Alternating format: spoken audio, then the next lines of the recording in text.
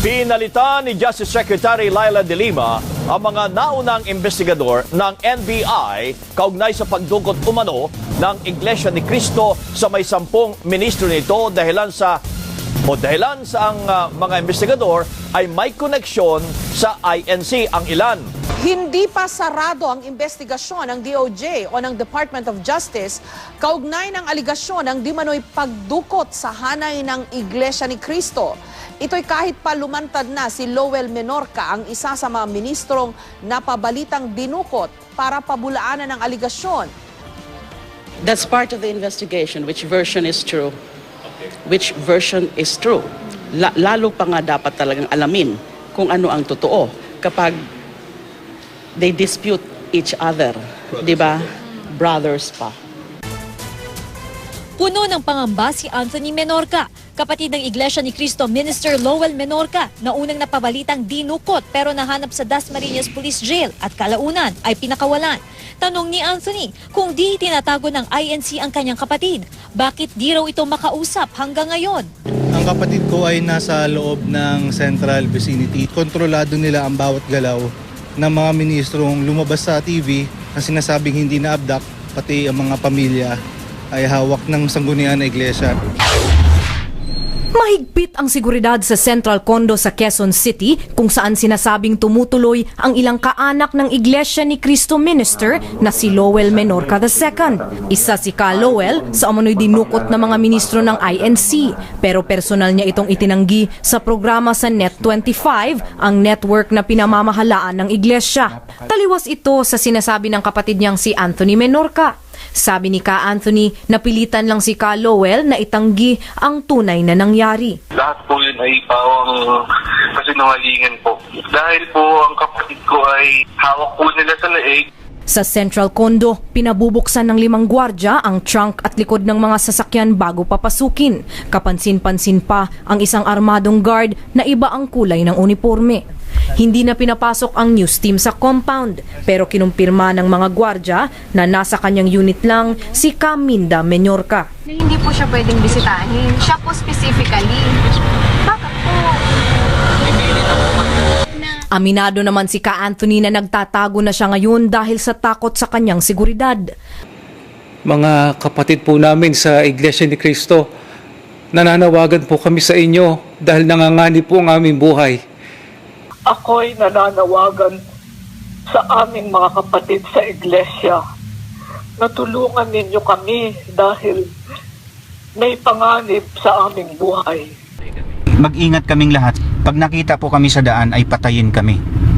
Sagasaan, o di kaya hold upin, patayin, o tuntunin yung bahay. Ang lalabas sa dyaryo ay namatay kami sa ganong mga pangyayari, sa hold up.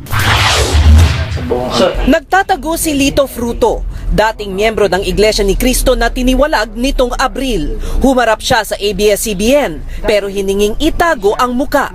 May banta raw sa kanyang buhay. Kung ano man ang mangyari sa akin, iisa lang ang may responsibilidad kaya nangyari ito dahil sila lang ang merong dahilan para saktan ako.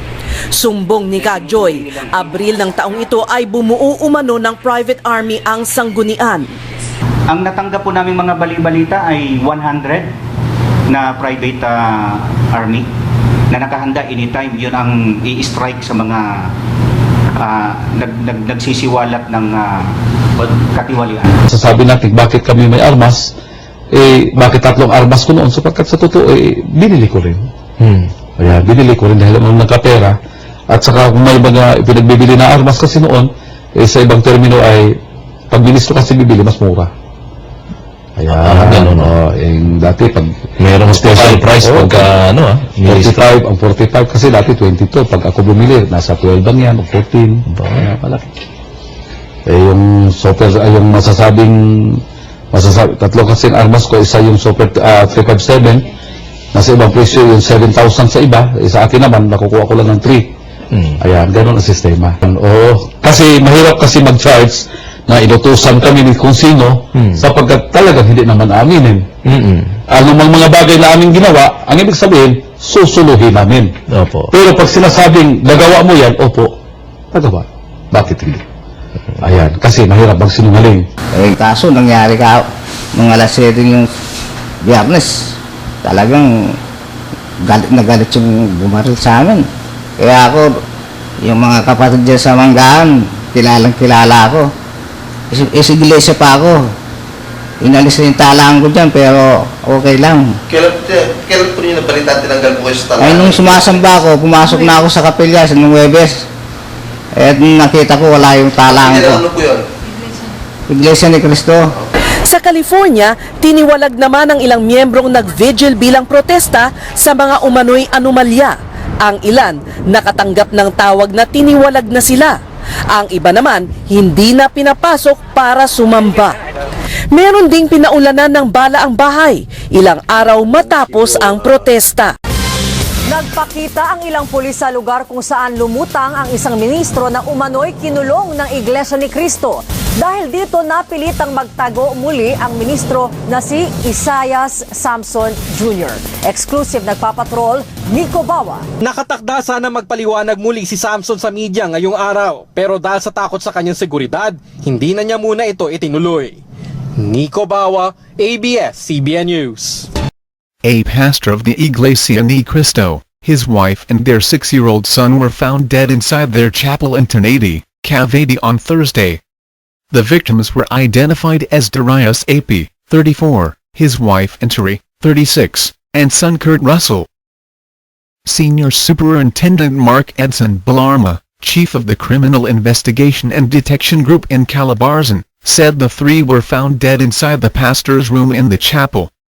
In a text message, Belarma said the three were shot with a .45 pistol. The bodies were discovered at around 1 p.m. by an unnamed church member. Police filed murder charges against a member of the Iglesia ni Cristo who was held responsible for the massacre of an Inc. pastor and his family. Ito ang isang pangyayari, Ito ay sa kapilya pa nila naganap. Hindi niyo pwedeng ikaila. Yan nalagay sa pahayagan. May desisyon ng Korte Suprema, hindi po dito sa ilalantad namin na mga diakono pa ng mga Iglesia ni Cristo ni Manalo ay pumatay ng mga kabataan, 5 kabataan o mga estudyante. At mula po rito sa isang court decision sa volume 339, August 28, year 2000, People versus Abella. Ito po, silipin natin, page 147. Abril 27 nang walang awang paslangin si The X-Man host Marcos Mataro. Miyembro sila ng isang religious group, influential dito sa group. Wherein Mataro belongs to that group previously, di ba? Isang bagong anggulo ang nakalap ng mga investigador ng Task Force Mataro sa kaso ng pagkamatay ni Marcos Mataro. Dating ayan si Minister noong ika-27 ng Abril sa San Simon, Pampanga. Ayon kay Regional Director Police Chief Superintendent Errol Pan, sa umanong Nixon ikaw ng Macabebe, Pampanga ang may-ari ng motor na ginamit ng mga pumaril sa host ng The X-Man sa UNTV.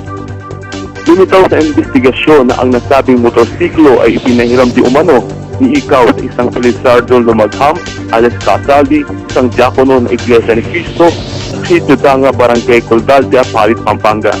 Hanggang sa kasalukuyan ay hindi pa matuntun sina ikaw at Casaldi, bagamat patuloy ang investigasyon ng pulisya. Maging ang pamilya ni Casaldi ay di na rin umano matagpuan.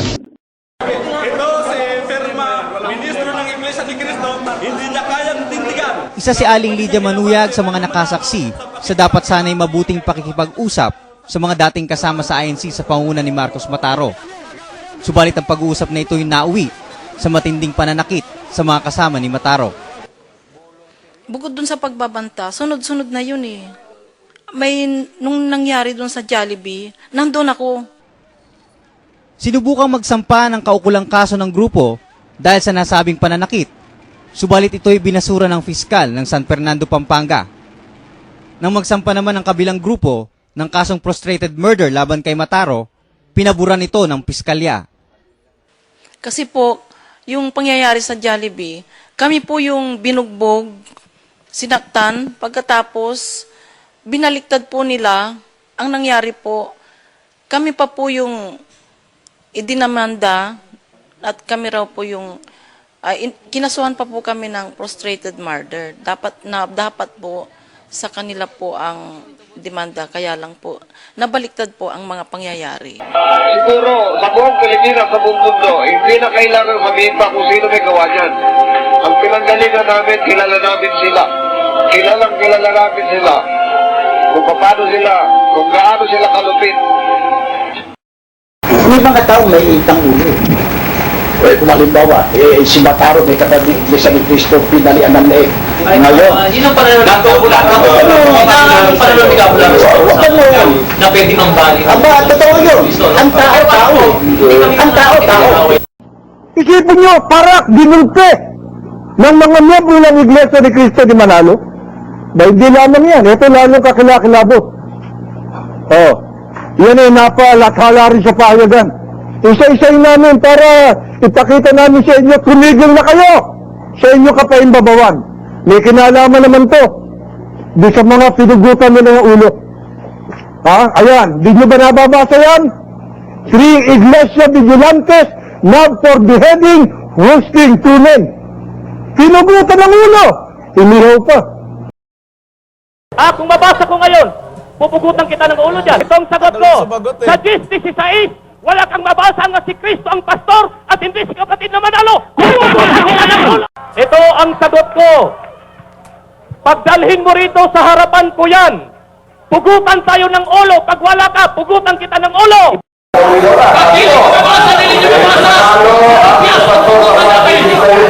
Alam namin yun, walang kaduda-duda.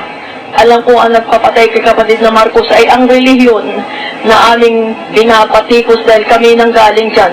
Dahil sa mga death threats na aming nakukuha. Sa ibang pagkakataon, nabanggitin natin. Pero ngayon, balita natin ay say nasa Dubai.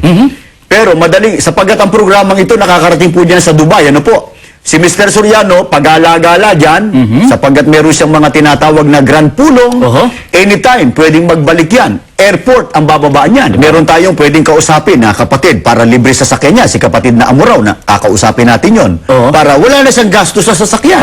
Libre serbisyo. Ano po? Carpeted pa ang daraanan ng Mr. Soriano, ha? At kung medyo madilim, libre ilaw pa. At saka libre pa raw, mali, at saka kape. Pero sana, pagbalik niya rito, meron tayong wish kay Mr. Soriano sa mga nalantad na ito. Wish lang namin ay kay Mr. Soriano, peace be with you. Rest in peace.